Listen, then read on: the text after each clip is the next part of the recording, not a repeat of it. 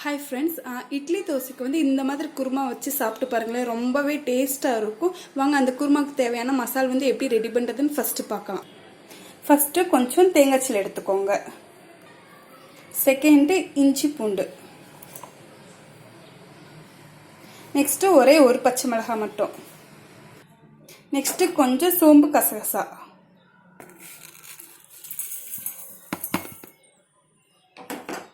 இதை ஃபுல்லாக இப்போ நம்ம அரைச்சிக்கணும். இப்போ மசாலா வந்து நல்லா அரைச்சாச்சு. வாங்க தாளிக்கிறது எப்படின்னு சொல்லிட்டு நம்ம பார்க்கலாம். ஃபஸ்ட்டு 2 டேபிள் ஸ்பூன் எண்ணெய் வந்து ஆட் பண்ணியிருக்கோம்.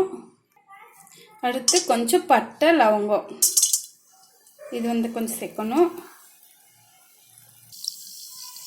அடுத்து கொஞ்சமாக சோம்பு. அடுத்து கருவேப்பிலை போட்டு நல்லா கிளறி வேணும்.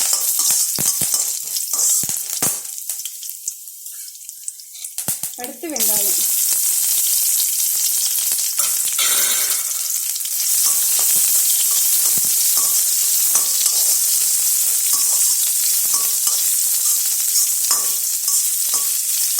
நல்லா கலர் சேஞ்ச் ஆகிற வரைக்கும் நல்லா வதக்கி விடணும். இப்போ நல்லா கலர் சேஞ்ச் ஆகிடுச்சு. இந்த ஸ்டேஜில் ஒரு 2 தக்காளி கட் பண்ணி தக்காளி ஆட் பண்ணிக்கணும். இப்போ இதையும் நல்லா வதக்கிடணும்.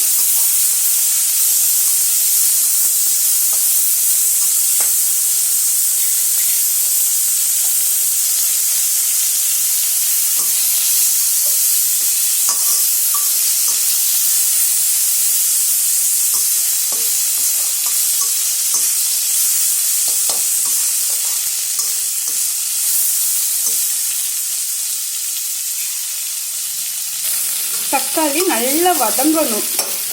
நல்லா வதங்கினாதான் இந்த குருமா வந்து நல்லாயிருக்கும். நல்லா வதங்கினதுக்கப்புறம் தான் மசாலா இதனால ஆட் பண்ணணும். நல்லா வதங்க விடணும்.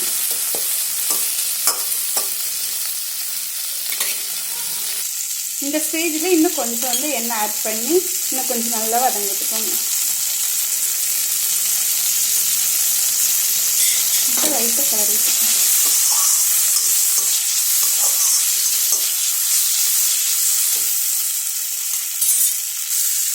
தக்காளி நல்லா வதங்கிருச்சு. இப்போ கொஞ்சம் மல்லித்தூள் ஆட் பண்ண போகிறோம். அடுத்து கொஞ்சமாக கரம் மசாலா. அடுத்து கொஞ்சம் கரம் மசாலா. அடுத்து காரத்துக்கு ஏற்ற மாதிரி சில்லி பவுடர். ஆட் பண்ணிக்கோங்க. ஏற்கனவே ஒரு பச்சை மிளகாய் வரை நம்ம மசாலா அரைச்சிருக்கோம். அதனால் அதை பார்த்து நீங்கள் காரத்துக்கு ஏற்ற மாதிரி மசாலா போட்டுக்கோங்க. இப்போ இதை நல்லா கிளறி விடணும். இப்போ நல்லா மிக்ஸ் பண்ணிடணும். அந்த எண்ணெயிலே நல்லா மிக்ஸ் பண்ணணும். இப்போ கொஞ்சமாக சால்ட் ஆட் பண்ணிக்கலாம்.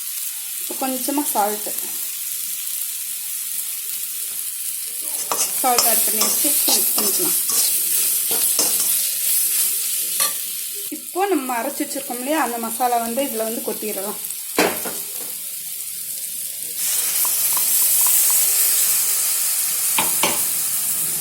இப்போ அரைச்சி வச்சிருக்க மசாலா கொட்டியாச்சு. இப்போ நல்லா கிளறி விட்டுக்கலாம்.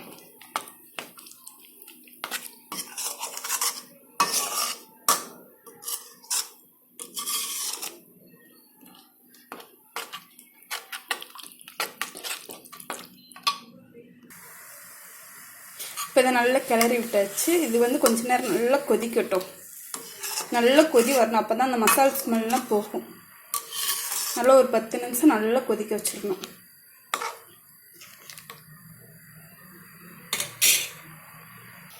இப்போ இது வந்து நல்லா கொதி வருது. இன்னும் நல்லா கொதிக்கட்டும். கொஞ்சம் நல்லா திக்காகும். இந்த கிரேவி வந்து இந்த குருமா வந்து நல்லா திக்காகும். அந்த ஸ்டேஜ் வரவும் நம்ம ஸ்டவ் ஆஃப் பண்ணிடலாம். இந்த ஸ்டேஜில் கொஞ்சமாக மஞ்சள் தூள், ரொம்ப போட வேணாம், கொஞ்சமாக போடுங்க. கொஞ்சமாக போட்டு நல்லா கொதிக்க விடணும். குழம்பு நல்லாவே கொதிச்சு வந்துக்கிட்டு இருக்கு. குழம்பு நல்லாவே கொதிச்சிருச்சு. இந்த ஸ்டேஜில் கொஞ்சம் பெப்பர் பொடி போடுங்க. கொஞ்சம் ஃப்ளேவர் நல்லா இருக்கும், ஹெல்த்தியும் கூட. எந்த ஒரு குழம்பா இருந்தாலும் கொஞ்சம் பெப்பரும் பூண்டும் சேர்த்துக்கோங்க. சளியே பிடிக்காது.